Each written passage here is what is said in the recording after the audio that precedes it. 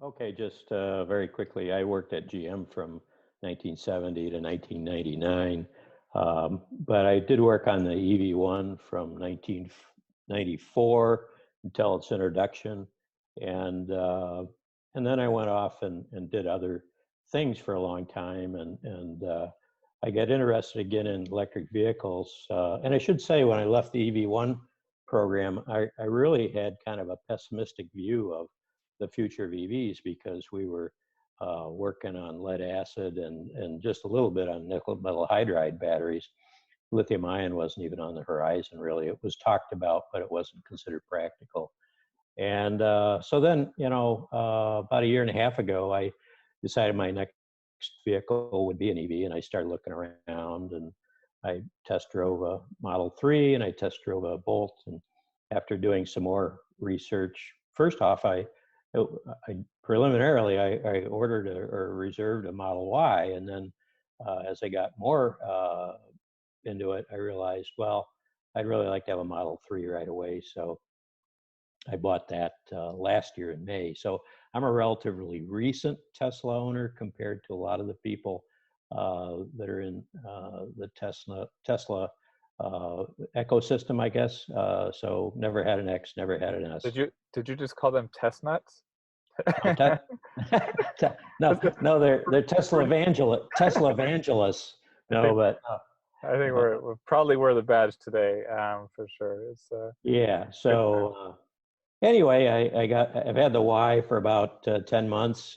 Put 16,000 miles on it, and driven it from Florida to Michigan and up to Canada and back down to Florida, no problems, and was completely convinced by then that there really was no range anxiety. There was no issue with using at least a Tesla EV for 100% of my use. And I got the Y a week ago because I reserved it the and you said a minute ago why, but you meant the Model 3. So I had the Model 3 for. I had the Model 3 first. I got it in May of last year in Tampa, and drove it back to Michigan just a few days after that. So I just headed out, and I said I was confident I was going to be able to charge and get home, and I did, and then drove it around Michigan all last summer, and then back to Florida in November. So now I've got the Model Y. To be honest, I haven't put a whole lot of miles on it because of sheltering in place. But I've got a few initial impressions and made a PowerPoint, a little video walk around that should be helpful. Although I will say there are a lot of other good resources out there from different people that have had a chance. I think EVNX has just done a review. Some other people have as well, but they haven't all touched on the same issues. So maybe I'll share something that hasn't been shared. Yeah, I know you have details I hadn't seen and still haven't. We just published the EVNX review. It's sort of a quick, brief comparison more than a really detailed review or anything. But it's a unique perspective since he has had every Tesla except for the Roadster and has driven them for years. And they produce aftermarket supplies for Tesla vehicles. So yeah, we'll do a webinar with them as well. But you have definitely interesting details and perspective. You actually did testing for these webinars, which was amazing. I mean, very useful. And so for the process here, well, he's going to give a presentation, and then we'll have Q&A. If you have a question, you can type it into the Q&A chat box. There's a Q&A area. There's also a separate chat where you can do side chatting. Or if you just want, for either way, if you just want to I'm going to turn on the mic and the video for anyone who is asking a question, so you can do it yourself. But you can just say, I want to ask a question, or you can type it into the Q&A box. So we can get started with the presentation, I think. Yeah, I think that's the best way to go. Yeah, okay, so let me see if I can do this without screwing it up.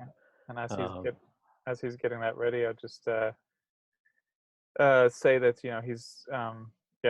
he's also he got it delivered with this touchless delivery system a bit. He didn't have much issue anyway because he has a Model 3, so he didn't have to really ask anything. But he can also talk about that if you're interested.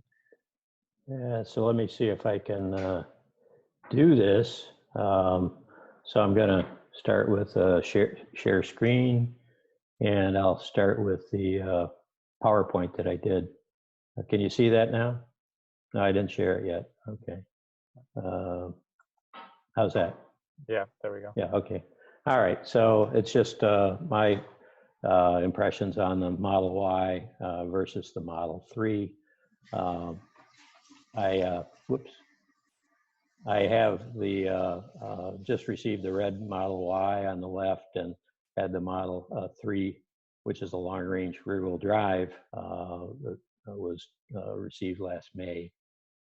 And the differences between the two, obviously, the one is performance, and I call it Performance Plus because I checked the box for performance equipment. So they don't really have a name for that, but I don't know, because you can get a performance without the plus. So, I don't know what the correct terminology is, but I say Performance Plus or Performance Squared, maybe. So it's a red, and it's got the Uber turbine wheels, which are 21 by 9.5 on the front, and 21 by 10.5 on the rear. So they're not the same size, front and rear. And the tires are the same. They're 255/35s on the front and 275/35s on the rear. And the point there, for me anyway, is you can't rotate the tires, which I like to do. Used to do it with oil changes, but I don't have oil changes anymore. So it's something that you have to kind of remember to do or put on the calendar. Other than that, they're pretty equivalent. Obviously, the wheels and tires are a little smaller on the Model 3, but it has a very good feel with the low center of gravity and the low polar moment of inertia. So, it handles very well, feels very solid. By way, let's see, so, goods and bads are let's say, high points of each one. The Model Y's performance, all-wheel drives, the Model 3's rear. Model Y has higher seating, and I measured that it's about 4 inches higher for the seat relative to the floor. The rear-wheel drive Model 3, one of the reasons I picked it was the range, 325 or 330 miles, or originally 310 miles, depending on what point in time the software was updated. Cargo capacity is like 66 cubic feet on the Y, and about only about 16 on the Model 3. The way that I think EPA measures it, as I said, the handling is nicer on them. So far, the handling is good on Model 3. I shouldn't say the handling's not great on the Model Y, just haven't had a chance to challenge it. The base prices for my two cars are about, $10,000 apart, but then there's obviously more equipment over that on the performance, so the sticker price was quite a bit higher. The Model Y also has tinted rear glass, which I noticed that in some of the early promotional videos for the Y, they did not, but as far as I understand, all the Model Ys today come with tinted rear side glass. And of course, there's a deep tint in the quarter glass and in the hatch glass. It's got the panoramic glass roof. It does come with a wireless phone charger. That's not, you don't have to option that. It does come with USB-Cs and one USB original port in the front, and 2 USB-Cs in the rear. And somebody asked, and I don't know, but I think I read that supposedly they do transmit power and you can keep your device charged, but I haven't had a need or a chance to check that. Whereas the Model 3s come with HomeLink, or did come with HomeLink. I guess that's been eliminated from the Model 3 as well, but mine had it. And it used to come with a NEMA 1450 connector for the mobile charger, but that's apparently not included anymore. And all the USB ports are the original style. Obviously, the Model 3 has a greater 0-60 time, although I haven't, or lower time, faster. I haven't had a chance to check that out. Top speed's higher. And the range is an interesting thing because the EPA sticker says 315, as the same as the long-range all-wheel drive Model Y. And that's also included on the window sticker that came with the car. But as many of you know from checking out the website, as soon as you select the performance equipment with the 21-inch wheels, the range drops to 280. And I would say that's probably, on early experience, that's probably a fair comparison in the range that you lose due to the tires primarily. And I think that's maybe the frontal area of the tires and the effect on the underbody aero. I don't know, maybe something to do with the rolling resistance of the tires too, because that does make a big difference. So obviously the range is better, never had a problem getting to where I want to go with 325. I guess I won't with 280 because I stop less than miles than that by a good deal. I did a quick range comparison from our house here, and I'll explain a little bit for anybody that's in Florida. This is on I-75, and I just went from between two exits, exit 191 down to exit 179. And the way I did that was I started from a standstill at the bottom of the ramp, put it on 70-mile-an-hour cruise, just cruised up to the 70-mile-an-hour mark and ran about 12 miles to the other exit, used regen down to the stop at the bottom, crossed over, did the same procedure to accelerate back up to 70 miles an hour going back north, and then did the same regen back to a stop at the other end. So did the same exact routine on both cars. It's a really level road. And as I said, it's a standing start to a standing stop test. And the miles is about 24.2 all included with the ramps. And the consumption was quite different. So 299 watt hours per mile, or that's about 29.9 kilowatt hours per 100 miles, which is the other way it's reported. And the my Model 3, which I think gets very good consumption in real life, was 243 watt hours per mile, or that would be 24.3 kilowatt hours per 100 miles. And those transfer or convert into like 112.7 mpges and 138.7 mpges, according to the EPA calculations. I didn't think much about it until just seeing that now, but 112 mpge is still a stunning when you consider it as a performance. I mean, of course, compared to gas cars, but even compared to previous electric cars from a few years ago, this would have been like a record efficiency for years. So it's pretty crazy with such a high efficiency with such high performance.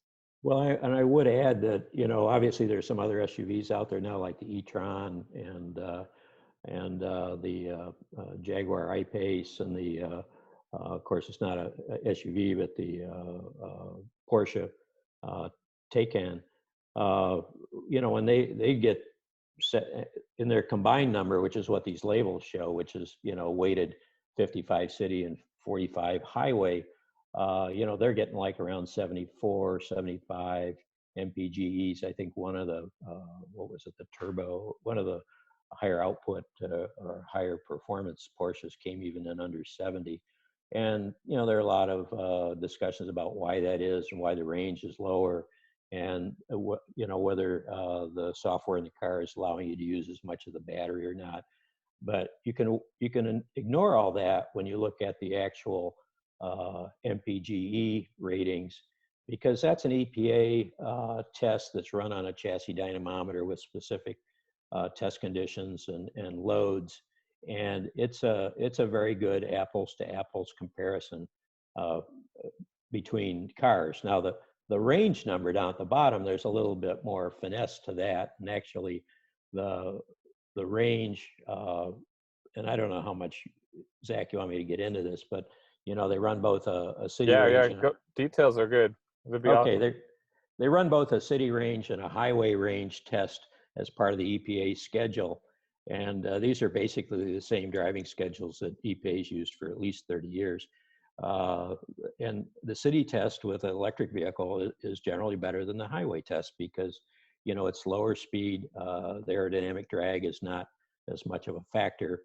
And because you're recovering the kinetic energy with regen rather than wasting it with friction brakes, the comparison between city to highway is the city's better. The highway you don't have the losses from braking, but the aerodynamics are a much bigger factor, and the aerodynamic drag goes up by the square of the speed. So, if you don't have a slick car, and Tesla's done an amazing job with their styling and the details.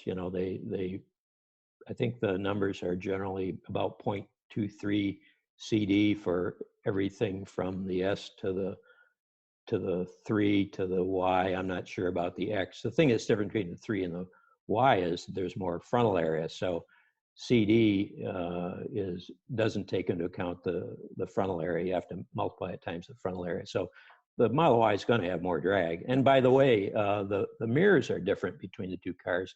I didn't put that in the presentation, but one is 5.5 by 7, and the other is 5 by 7.5. And I think that's just a styling thing. I doubt if it makes any real difference in the drag. I will say, as a point of comparison, my knowledge from working on the EV1 25 years ago was that the exterior rearview mirrors were about 10% of the total drag of the car. So this move it's already taken place in Europe, and they're trying to get through the US government to go to like lipstick camera mirrors, as opposed to the large mirrors that we currently have. As long as they're safe and functional, should help the drag quite a bit. So anyway, might slightly harm some action movies where you need that scene where you just take off a mirror or two, well, we can live with it. Well, at least if you take them off, you won't knock them off going into the garage. So that's that's a plus. Although probably on your car and my car, I've got them programmed so they fold before I go into the garage. So that's pretty nice.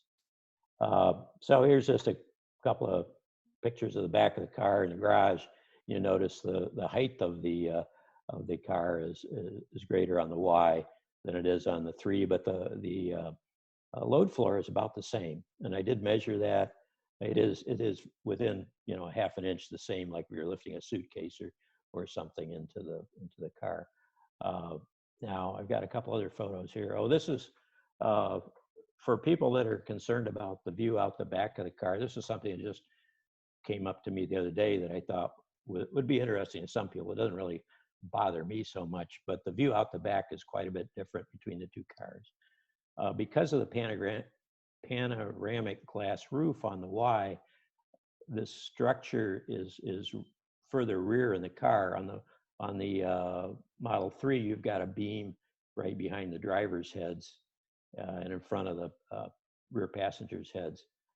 And then you've got glass all the way back to the deck lid. On the Model Y, you have both a higher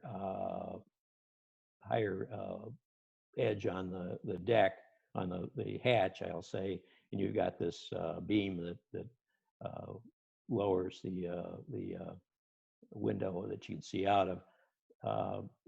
Most people use the backup mirror and the large screens, or the backup camera, I'm sorry, and the large screen, so maybe it's not such a big deal, but it is different.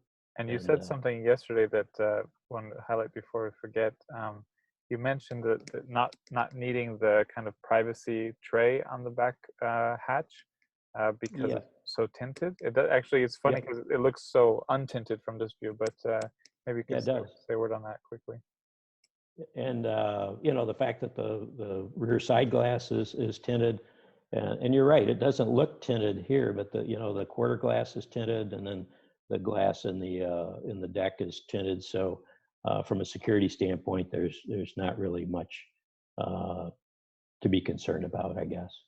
So now I added these accents yesterday, so there's a better picture of the cargo space. It's basically 3 by 7, and this is as it would appear when you just open up the hatch, which is a power lift hatch. And then if you take all the panels out, this is what the storage in the back looks like. And this area here, I believe, in front of the rear depression, I believe is where the cushion for the 7-passenger seating will be if that's optioned. Now, here's what happens when you sit in there. I decided, well, I'll just jump in there and see what it looks like. Well, I wouldn't fit because I'm sitting right on the floor, and so it's for kids. And Maybe you're your what? kids You're what? 7 feet tall? no, about 5'9". So it would be good for small kids, but I've never seen an S with the 7-seat configuration, but I'm guessing it's like that. And I guess, that's not offered anymore. And I know, So I mean, you mentioned it yesterday. Sandy Monroe did it, I think, or someone mentioned it yesterday on the Florida Tesla Enthusiast webinar. But Sandy Monroe also put something out that he thinks perhaps the third row would be rear facing like that. As you know, with your history in automotive engineering, do you think that's really likely, probable? I mean, obviously at the prototype unveil, they had them facing forward, and we have one of our writers, Paul Foss, took some photos and just showed like this much space for the legs or something. It was very, and they didn't let anyone ride in the back, so it was obviously sort of impractical. But what's your thought on that? Well, if you look where the floor is between the wheel housings, there's stuff under there. You can't put a wheel or a footwell in there, but you could put a seat cushion on it. So where do the legs go? They've got to go in the storage bay here in the closer to the rear bumper.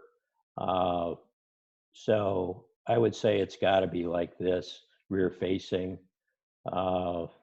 And then, of course, if you put 7 people in it, even if it's small kids in the back, you have absolutely no space for any luggage or anything else. So, I wouldn't look at it as a 7-passenger vehicle. The form factor of the car, as far as I'm concerned, is very much like our other previous car, which is Honda CR-V.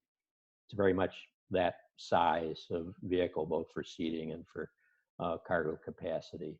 And of course, the CR-V doesn't come in a 7-passenger configuration. You have to go to something that's longer wheelbase and has access. So seating, like in those seats, these seats in the in the second row, there's no way to get to a third seat. You have, if you want to get into the third row facing forward, you've got to have a seat that folds up or stows or gets out of the way somehow so you can climb in from the second door. And so one more question, because you know a lot more about automotive manufacturing.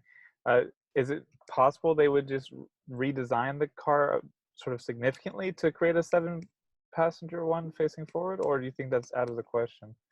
Well, it's an interesting question, because if you watch the Sandy Monroe videos he's put out in the last couple of days, or looked at some of the early photos that came out of actually out of Fremont, I think, when they were putting some of the early cars together, or or even if you go on the Tesla website and you look at the body in white sort of image that they've got there, they've got this big casting that makes up the rear of the car. So I guess it's conceivable if there's enough space, say, in front of the drive unit for a footwell, that maybe they could make a different casting, and use that for the back of the 7-seat version. And maybe they would do something like that. The casting is a great idea. It's a big piece of tooling, so you'd have to want to make quite a few parts to invest in the tooling for the die casting.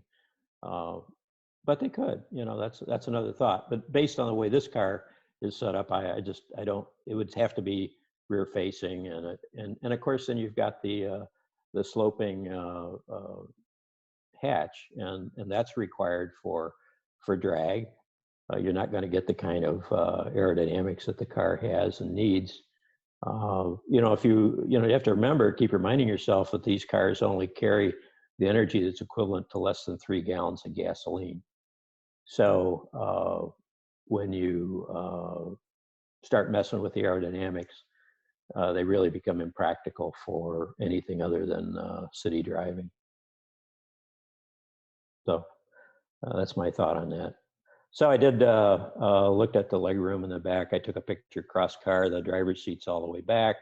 The passenger seat's all the way forward. There's lots of legroom when the seat's forward. Obviously, there's not so much when the seat's all the way back. But I took another picture of my beautiful knees with the seat in the position that I would drive from. There's about 6 inches from the knees to the back of the front seat, and it depends a lot on the where the driver and the passenger in the front are, how far they've reclined their seat, and how close they feel they need to be to the steering wheel and the pedals, or how far away. So, but that's the PowerPoint part of the presentation. So, And did you want to try to do that video that you did yesterday, or yeah, we'll try that. Okay. I might screw it up again, but we'll. He's also got a great video. Zoom can be a little finicky with sharing video, but did get it figured out, I think. Yeah, let me see if I can do this. So we'll see. In the meantime, if you think of questions, we have one question, the Q&A here. But if you have any questions on your mind or can think of any, you can drop them in there, and we'll get ready for those. Can you see it? Can you see my hedgehog? Yes. Okay. So I just keep him around because that's the confirmation when I ordered my Y. There was a screen clip. So. Okay, I'm going to give you a little Can you hear the audio? side-by-side we hear. of my Model 3 and the new just received a Model Y, which is a performance all-wheel drive Model Y, whereas the Model 3 is a long-range rear-wheel drive. And I thought I would start from the front because that's pretty common. They both look pretty similar from the front, and then we'll move around to the back where a lot more of the difference is evident. A couple things are different in the frunk area. One is the depth of the frunk. You'll see it's quite a bit deeper in here, and there's also a ledge on either side, and I believe that will be in the future for some sort of a shelf or a baffle so that you can have 2 layers of storage there. You'll also notice that the hinges for the Model Y are now metal hinges, more like a traditional car. You don't have the air struts like were in the Model 3, and I'll show you that in just a minute. In the Model 3, the frunk is more shallow. You'll notice here I've equipped myself with a 50-foot extension cord in case I get into big trouble. And you can also see I've got my a charger in the front. I've also got the optional plastic drain liner in there. You will notice that in the Model 3, the car came with a carpet liner, which is not available in the Model Y. So maybe that's an accessory that will be seen later. You'll also see that we still have the air struts on the Model 3, and in some cases there are optional ones that can be purchased that are spring-loaded, so that when you trip the latch on the Model 3, the frunk automatically pops right up to open position. In my case, it's got to be lowered and raised by hand and latched like that. You'll notice that the interior of the Model Y, at least in terms of the instrument panel, is almost the same as the Model 3. You'll also notice that the seats are the same, and I think they're actually the same seats. I've been told that, but I'm not certain. One thing that's different, just using this yardstick, you can see that the pedestal that the seat sits on in the Model Y is about 4 inches above the floor, and of course that means that you'll be seating about 4 inches higher in terms of your leg extension, and that'll be great for people with longer legs and that like to sit more upright. Now the main difference in the Model 3 and the Model Y is that the Model 3, of course, has a conventional trunk, and that's simply released from inside or released by grabbing it underneath like this. And oops, I've still got some things in my trunk, and I've also got a liner in there that's an accessory from Tesla. Now when you go over to the Model Y, you'll see that the rear end of the car is quite a bit higher, and I'll show you a photographic comparison of that. But also, when you release the Model Y trunk, which is the same thing, it has a lift that goes up automatically, and it has these struts that will push the lid up for you. And also, there's a button here that will lower your lid. So if you just press that button, it's going to close right back down. Now let's open it back up. And there's a few things that I'm sure you've seen everywhere else on the internet, but I'll just point them out again, that these buttons here are meant to release the seat backs for the second row seats so that you can make them go flat if you're loading something in from the back without having to go around and open the doors. I'm not going to operate those. I'm sure you've seen them before. You'll also notice that the charger for the Model Y is in the back here. That's where they left it when I delivered it. Here's our J1772 adapter that we needed a public 240 volt charger to adapt to our Tesla. You'll also notice, though, one thing that was a disappointment to me, which is that it does not come with a 240 volt adapter. It does come with the 110 adapter, but for some reason or other, Tesla has decided not to include that $35 adapter in the charger for the Model Y, and so I had to order one of those from the Tesla store, and hopefully it'll be here soon. You'll also see the 21-inch wheels and the Pirelli tires on this car, which are the performance upgrade for the performance model. So I don't know if this is a performance or a performance squared or a performance plus, but at any rate I did order the 21-inch wheels with the Pirelli tires. And one thing I would note about this is that the front tires are a different size than the rear tires, so you can no longer rotate the tires between front and rear, and that is something I'd normally like to do, and I would recommend to every Tesla owner to do, to get the maximum wear out of these expensive tires. The fronts, I believe, are 255 by let's see, it's all the way on the bottom.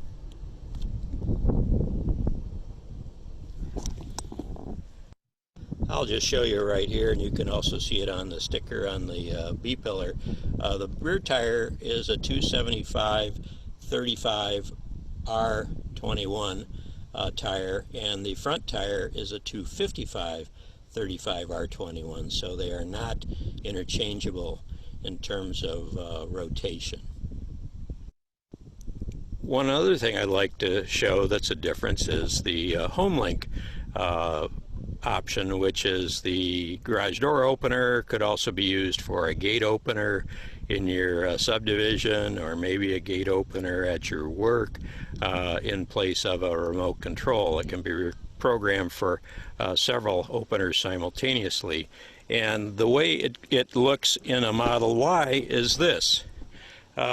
You might wonder, why is it in this box?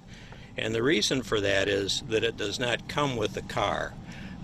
You have to order this as an option from the store, the Tesla store, at a price of $300, and then you'll note on the label that it says you have to schedule a service appointment to have it installed. And oh, by the way, please don't open up this kit, or that'll void the warranty on it. So that was a surprise to me that the HomeLink was not included, but I understand from talking to Tesla that it's also not included on the Model 3 any longer, as it was in my Model 3. So that's a disappointment, and it's a $300 one. So The 220 adapter or 240 adapter for the mobile charger, that's only about a $35 item, not a big deal, and maybe you want a different kind of plug than a NEMA 1450, so that makes a little bit of sense.